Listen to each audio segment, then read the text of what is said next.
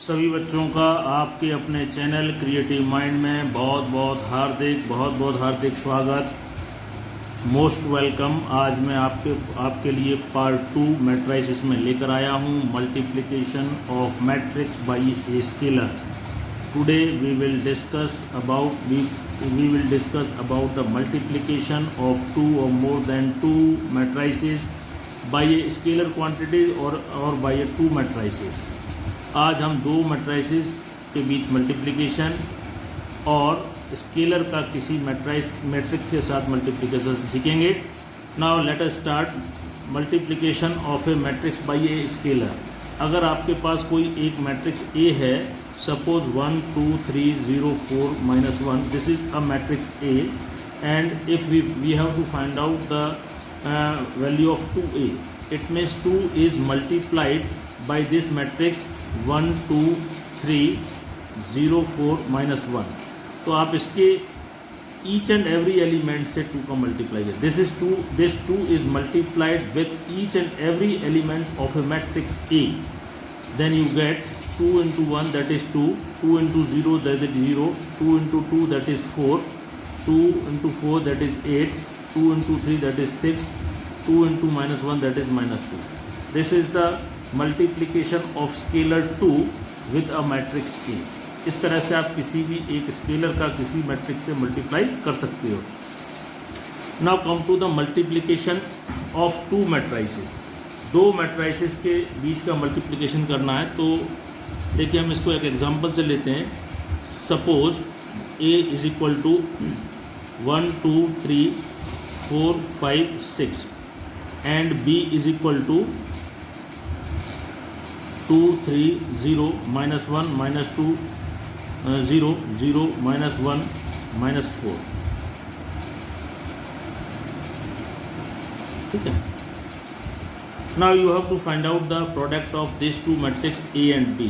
तो देखिए यहाँ पे आप ध्यान रखें कि मल्टीप्लिकेशन के लिए एक शर्त है कि जो पहला आपका मैट्रिक्स है उसकी नंबर ऑफ कॉलम्स 1 2 3 और दूसरे वाले की नंबर ऑफ रोज़ इक्वल होनी चाहिए। अगर इसका हम ऑर्डर की बात करें तो ये है 2 रो हैं और कॉलम कितनी यहाँ पे 3, ये है 3/3। तो जो आपके पास इसकी जो कॉलम्स हैं यानी कि ये, और इसकी जो रोज़ हैं यानी कि ये इक्वल होनी चाहिए। अगर ये दोनों इक्वल होंगे तभी इनमें मल्टीप्लिकेशन पॉसिबल है, otherwise not. Now first of again you remember it, what is the condition for multiplication? That the number of columns in the first matrix and the number of rows in the second matrix are same, then and then you can then you are able to multiply these 2 matrices। ले लेते हैं, चलिए आप 1 2 3 4 5 6 आपका ये matrix A है और B है आपका 2 3 0 -1 -2 0 0 -1 और -4। आपको देखो इसको मल्टीप्लाई कैसे करना है। आप 7 बनाइए, 7 इधर सारी रोज़ कॉलम पहले वाले के सारे कॉलम्स और इधर वाले रोज़ का मल्टीप्लाई करिए और ऐड करिए। जैसे पहले इसका एक 1 into 2 1 into 2 फिर करेंगे प्लस, फिर आप इधर से एक आगे बढ़िए और एक नीचे उतरिए 2 into 3 फिर करेंगे प्लस, इधर आगे बढ़िए 3 एक इधर नीचे उतरिए 3 into 0। ये आपका इसकी पहली रो और इसकी पहला कॉलम मल्टीप्लाई करके आप ये तो इसका फर्स्ट एलिमेंट बनेगा। अब क्या करेंगे, आप इसी रो को रिपीट करेंगे, कॉलम चेंज कर देंगे, यानी कि 1 into -1 और फिर 2 into -2 प्लस 2 into -2 प्लस और ये 3 और ये 3 into 0। ये आपका सेकंड एलिमेंट बनेगा, रो का सेकंड एलिमेंट। फिर रो यही रहेगी, कॉलम चेंज हो जाएगा। तो 1 into 0 में सीधा लिख दो 0 प्लस 2 into -1 दैट इज -2 और इसका आप मल्टीप्लाई करें 3 into -4 दैट इज -12। ये आपका थर्ड एलिमेंट होगा फर्स्ट रो का।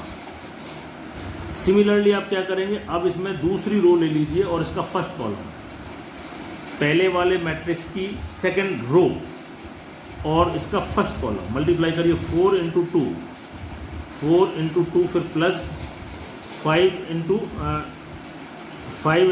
3, 5 इंटू 3 प्लस 6 इंटू 0, ये आपका सेकंड रो का फर्स्ट एलिमेंट बनेगा। अब आप ये रो सेम रखिए, कॉलम बदल दीजिए, 4 इंटू -1 दैट इज़ -4, फिर प्लस करिए 5 into -2 that is -10, plus 6 into 0 that is 0। रो वही रखिए, कॉलम बदल दीजिए, 4 into 0 that is 0, 5 into -1 that is -5 and 6 into -4 that is -24। अब आपको कुछ नहीं करना है, इसको सिंप्लीफाई कर लीजिए। तो ये तो हो गया आपका 2 + 6, 2 + 6 हो गया 8 + 0, तो 8 हो गया आपका। 4 × 2 = 8, 5 × 3 = 15 और ये तो 0 हो गया। तो 15 and 8 दैट इज़ 23। ये -1 -4 और ये तो 0 हो गया, -1 -4 दैट इज़ -5। ये आपका, ये तो 0 है, ये -10 and -4 दैट इज़ -14। ये आपका 0 -2 and -12 -14 और ये हो गया आपका -29। In this way this is the product of two matrices A and B। देखिए प्यारे बच्चों, अगर आप इसको B इंटू K करेंगे, यानी कि इसको B को पहले लिख लेंगे, A को बाद में लिख लेंगे, है, तो यहाँ तो खैर मल्टीप्लाई हो ही नहीं पाएगा, क्योंकि यहाँ पे इसकी रो कितनी है, 3 है। इसका ऑर्डर कितना है, मतलब रोज कितनी है, 1 2 3, और यहाँ पे कॉलम कितने, 2, तो मिसमैच है। तो यहाँ पे तो आपका मल्टीप्लिकेशन हो ही नहीं पाएगा, नॉट पॉसिबल। और अगर किसी दूसरे एग्जाम्पल में BA मल्टीप्लाई हो भी जाए, जैसे मान लो थोड़ी देर के लिए दोनों ही A और B स्क्वायर मैट्रिक्स हैं और दोनों का आप मल्टीप्लाई करेंगे, तो जो AB आप पाएंगे, जो AB निकालेंगे और BA निकालेंगे, तो वो इक्वल नहीं आएगा, दैट इज़ नॉट इक्वल, वो इक्वल नहीं आएगा। आप चाहें तो इसे करके एग्जाम्पल में देख सकते हैं। देखिए अब बात करते हैं हम प्रॉपर्टीज़ ऑफ ए मैट्रिसेस। तो ये तो हमने मल्टीप्लिकेशन सीख लिया, अब है हमारे पास प्रॉपर्टीज़। अगर आप A + B करते हैं और उन्हीं मैट्रिक्स का जो ऑर्डर है उसको चेंज कर देते हैं, B + A करते हैं, तो रिजल्ट दोनों ही तरीके से सेम आएगा। यानी कि आप कह सकते हैं कि डिस्ट्रीब्यूटिव प्रॉपर्टी जो है एडिशन पर लागू होती है। इसी तरह कम्यूटेटिव लॉ, ये कम्यूटेटिव लॉ बोलते हैं, A + B that is equal to B + A। Commutative law जो है that is follows on the addition of two matrices. ये इसको A + B कर लें, फिर C को जोड़ लें, या पहले B + C को जोड़ लें, बाद में A को जोड़ लें, इस प्रकार भी आपका रिजल्ट सेम आएगा। This is known as the distributive law. तो इस तरीके से आप कर सकते हैं। ये सारे जो है इसमें केवल यहाँ पे प्रोडक्ट में आपको प्रॉब्लम आएगी कि AB is not equal to BA, और A + A transpose of A, this is इसका सम तभी पॉसिबल है if the order of A and order of transpose of A that is equal, क्योंकि ये हमारी एडिशन की कंडीशन है कि जिन दोनों हम मैट्रिक्स को ऐड करते हैं उनका ऑर्डर सेम होना चाहिए। Now this is A into I means identity matrix. देखिए यहाँ पे I जो है आइडेंटिटी का काम करता है।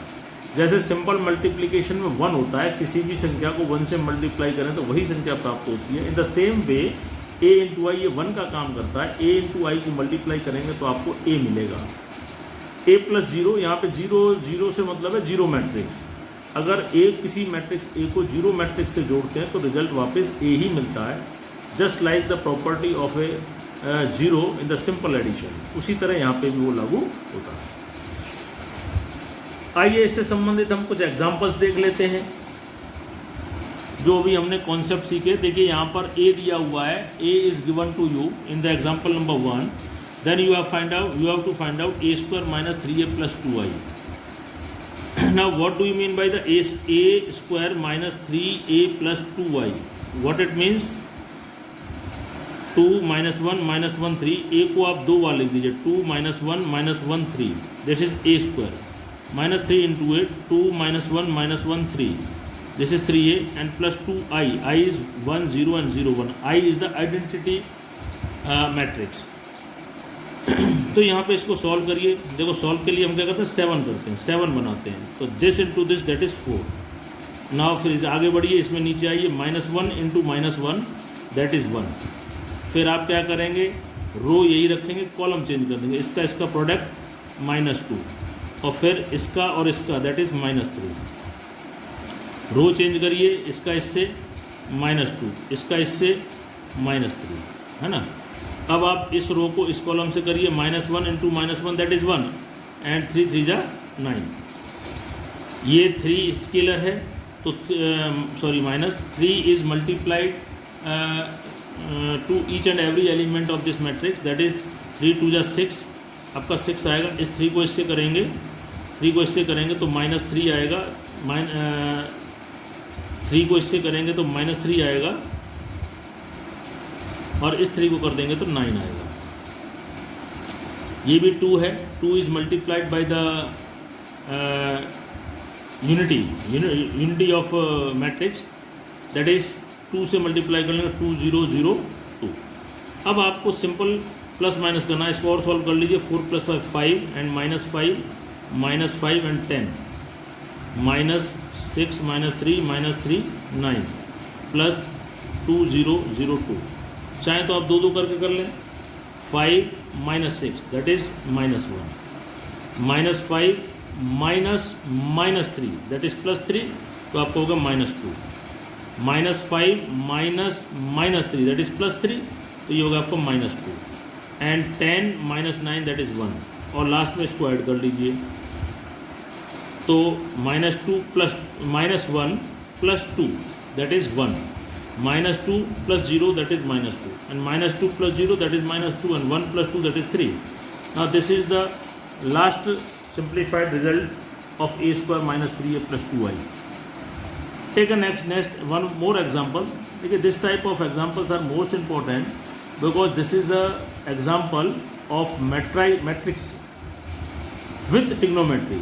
देखिए मैट्रिक्स का कॉन्सेप्ट है, मैट्रिक्स का कॉन्सेप्ट और यहाँ पे ट्रिग्नोमेट्री का कॉन्सेप्ट दोनों ही बच्चे का इस क्वेश्चन से जांच हो जाती है।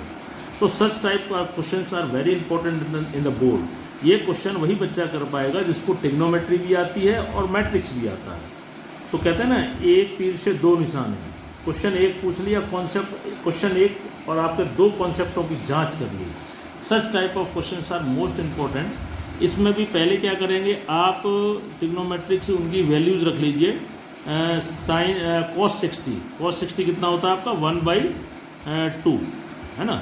और -2 sin 30 कितना होता है 1/2 और tan 45 कितना होता है 1 और cos 0 कितना होता है 1, cos 0 कितना होता है 1। यहाँ पे आप जानते हैं cot 45 1, है ना। sec 60 का मतलब 1/2। sec 60 sec किसका उल्टा होता है cos का, तो cos 60 कितना होता है cos 60 होता है 1/2, तो 2 आएगा, sec 60 2 आएगा। और यहाँ पर cosec किसका होता है sin का उल्टा होता है sin 30 होता है 1/2 और उसका करेंगे तो 2 आ जाएगा। और sin 90 that is equal to 1। इसको और सॉल्व कर लीजिए, ये कट जाएगा तो आपके पास बचा 1 -1 -1 1 और इधर बचा 1 2 2 1। Now you have to just you have to multiply these two matrices multiply कर लीजिए, 7 बना लीजिए। इसका इससे प्रोडक्ट 1 हो गया, ये 1 है, -1 नहीं है, ध्यान रखना 1, और ये हो गया 1 और इसका इससे करेंगे तो -2।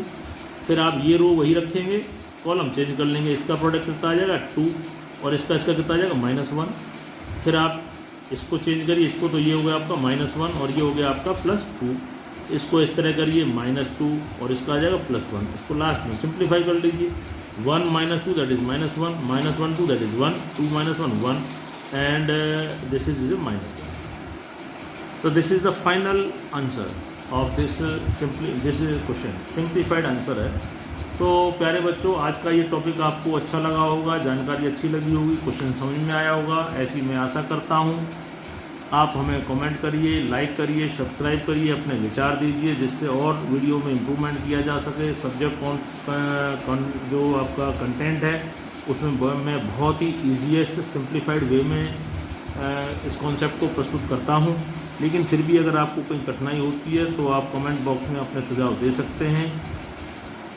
और आपको ये वीडियो अच्छी लगी होगी, आप लाइक करें, शेयर कैसे करें। इसी उम्मीद के साथ मैं अगले टॉपिक के साथ फिर मिलूँगा। तब तक के लिए नमस्कार, धन्यवाद।